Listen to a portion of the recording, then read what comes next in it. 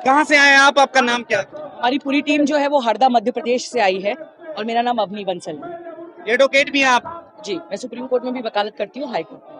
क्या कहेंगे इस पूरे पूरे मुद्दे पर, जो जिस तरीके से शोर मच रहा है सड़क पर, संसद देखिए, से लेके के सड़क ये तक? लड़ाई जो है अब केवल चुनाव लड़ने की लड़ाई नहीं बची है।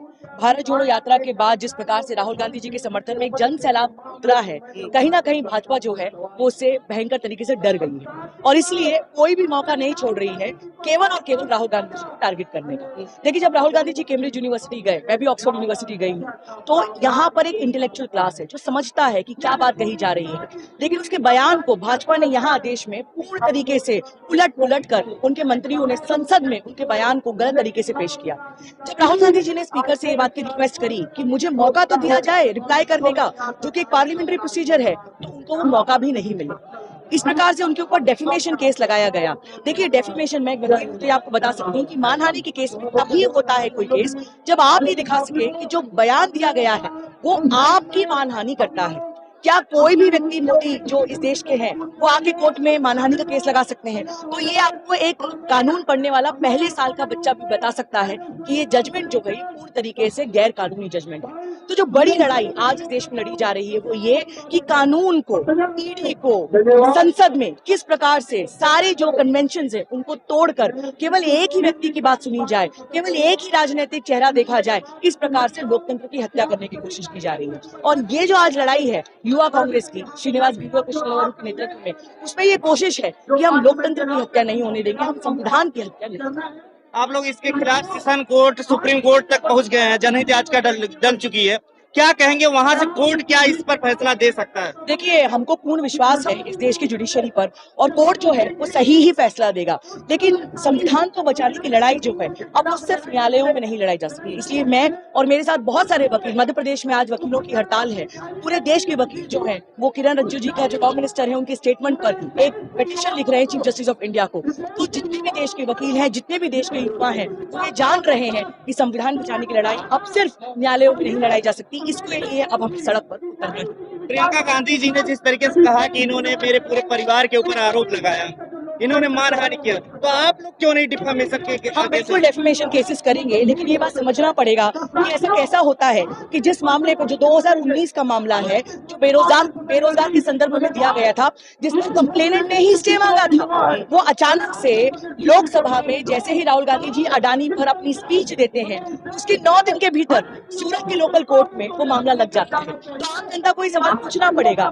कि जिस जुडिशरी के बेसिस पे हम आगे बढ़ रहे हैं, क्या कहीं ना कहीं ये नहीं देखने को मिल रहा है कि भाजपा सरकार जो है जजेस पर भी प्रेशर बना रही है, और जो जजेस जो रिटायर्ड हो चुके हैं, जो कांग्रेस, उनको लगता है कि कांग्रेस की बात कर रहे हैं, आप उनको जो है देश विरोधी कह रहे हैं, आप ये कह रहे हैं कि वो एंटी नेशनल है। तो ये जो भाजपा का पूरा तंत्र है कि हम जो भी करें वो सही है और हमारी ये बात लोगों तक पहुंचे, इसके विरोध में लड़ाई लड़ी जा रही है। आप लोग विरोध प्रदर्शन कर रहे हैं, काले कपड़े में नेता लोग निकल रहे हैं, लेकिन इसका असर क्या जनता में पड़ रहा है? क्योंकि 2024 में अगर चुनाव लड़ने से रोक लगा दी जाती है तो राहुल गांधी चेहरा कैसे हो पाएंगे?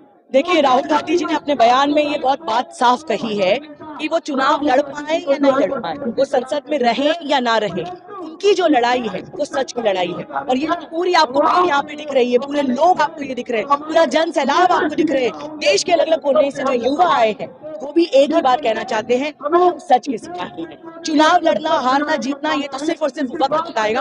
जहां तक रहा आपका सवाल कि क्या लोगों तक ये बात पहुंच रही है, आप यदि अपने कैमरा टीम के साथ यहाँ पर अपना कैमरा घुमाएं, आपको साफ साफ पता चलेगा कि ये देश के कोने कोने से आए युवा हैं। इसका मतलब क्या है कि देश तक जो सच की आवाज है वो पहुंच रही है। जो कहते हैं ना कि सच को जीतने में समय लग सकता है लेकिन सत्य पराजित नहीं। राहुल गांधी माफी मांग लेते तो ये मामला शांत हो जाता आप लोग? अच्छा, आप युवा हैं, मेरा आपसे सवाल है कि क्या आप चाहेंगे कि आपका नेता जो है, मैं नहीं जानती आप किस पॉलिटिकल पार्टी से बिलोंग करते हैं, आप जर्नलिस्ट हैं, आप किसी पॉलिटिकल पार्टी को बिलोंग नहीं करते, लेकिन आप जो एक सच्चे नेता की छवि इस देश में देखना चाहते हैं, इस देश में जहाँ का मोटो है कि सत्य में जयते, क्या आप चाहेंगे कि आपका नेता जो सच की लड़ाई लड़ रहा है वो माफी मांग ले?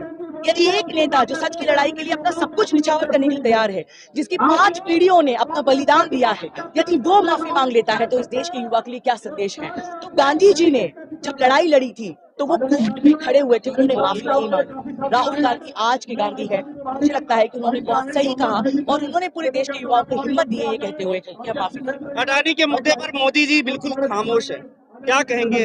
इस खामोशी का क्या मतलब है? देखिए, ये तो जनता को जवाब देना है कि मोदी जी और अडानी जी का ये जो रिश्ता है, ये क्या कहलाता है। क्या ये कारण है कि यदि अडानी जी के ऊपर स्पीच होती है, देखिए अडानी जी एक बिजनेसमैन है, यदि उनका भाजपा से कोई कनेक्शन नहीं है तो भाजपा उनको बचा क्यों रही है। ऐसा क्यों होता है कि जब अडानी के ऊपर स्पीच दी जाती है, इसके पहले भी राहुल गांधी जी ने बहुत सारे मुद्दे उठाए, लेकिन जब अडानी जी के ऊपर मुद्दा उठाया जाता है तो उनको डिस्क्वालीफाई करने के लिए भाजपा का तंत्र लग जाता है। इसका मतलब ये जो रिलेशनशिप है ये बहुत ही गहरा है और इस गहरे रिलेशनशिप को अब जनता समझ रही है। क्या वकील लोग आगे बढ़ेंगे इस मामले को लेकर के, वकील भी निकलेंगे सड़कों पर? वकील सड़क पे निकल गए हैं और पूरे देश भर के वकील जो है वो सड़क पे निकलेंगे, क्योंकि आजादी की लड़ाई में भी वकीलों की बहुत महत्वपूर्ण भूमिका रही थी और मुझे लगता है ये दूसरी आजादी की लड़ाई जो है आज भारत लड़ रहा है और इसमें वकील भी जो है वो बहुत महत्वपूर्ण। देश तो आजाद हुआ 2014 में, ऐसा लोग बोलते हैं। आपको लगता है? मेरा आपसे सवाल है, क्या आपको लगता है कि 2014 में नहीं। देश आजाद हुआ? नहीं। इस देश का युवा जानता है कि केवल प्रोपागेंडा की सरकार है, केवल पैसे, मसल पावर और बिजनेसमैन के साथ साठ घाट की सरकार है। कांग्रेस जो है वो आम व्यक्ति के साथ खड़ी है। अभी कांग्रेस जो है ये बात सवाल खड़ा कर रही है पूरे देश भर में कि भाजपा जो विकास यात्रा निकाल रही है, हम जहां से आते हैं हरदा मध्य प्रदेश से, हमारी पूरी टीम गांव गांव गई और हमने लोगों से पूछा कि आपकी समस्या क्या है। आज भी गांव में जहां पे 25 साल से भाजपा के विधायक हैं, सड़क नहीं बनी है, लोगों को जल नल योजना मिल गई लेकिन उस जल नल योजना में पानी नहीं आ रहा है। महिलाएं जो है वो पानी लेकर अपने अपने सर पर किलोमीटर तक उनको चलना पड़ रहा है। बच्चों के लिए स्कूल जाने के लिए बसेस नहीं है। तो जिस देश में गांव में आज जहाँ पे 25 साल से भाजपा के विधायक है, वहां पर यदि इस तरह की बेसिक दिक्कतें हैं तो सवाल खड़ा करना पड़ेगा कि भाजपा की सरकार जो है प्रोपेगेंडा की सरकार है या वाकई में लोगों के साथ है।